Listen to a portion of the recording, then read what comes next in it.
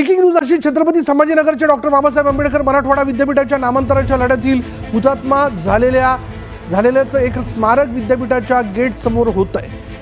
मात्र ज्या जागेवर हे स्मारक उभं केलं जात आहे ती जागा वक्फ बोर्डाची असल्याचा दावा करण्यात आल्यानं हे बांधकाम थांबवण्यात आलंय.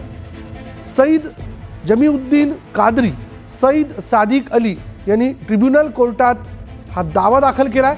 विद्यापीठ नामांतर लढ्यासाठी प्राण गमावलेल्या शहीदांच्या सन्मानार्थ हे स्मारक बनवण्यात येत होतं.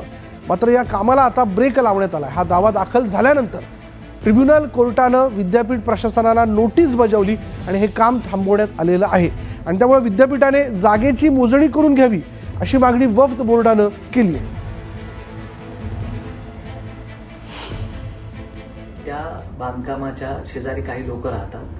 ते विद्यापीठाचा आणि त्यांचा आपसातील वाद आहे, तो वाद ट्रिब्युनल कोर्टात केलेला आहे. आणि त्या लोकांचं असं म्हणणं आहे की त्यांचं जे बांधकाम आहे या बाजूला असलेल्या मिळकतीमध्ये येत आहे, तर ती जागा मोजमाप करून घ्यावी आणि ते बांधकाम करावं. वक्फ बोर्डाचं असं मत आहे की त्यांनी विद्यापीठाने जे काही काम सुरू केलेलं आहे त्यांनी त्यांच्या जागेत करावं.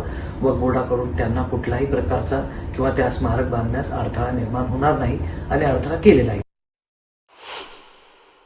काम बंद पाडल्याच्या नंतर जनता तो चिडणारच आहे.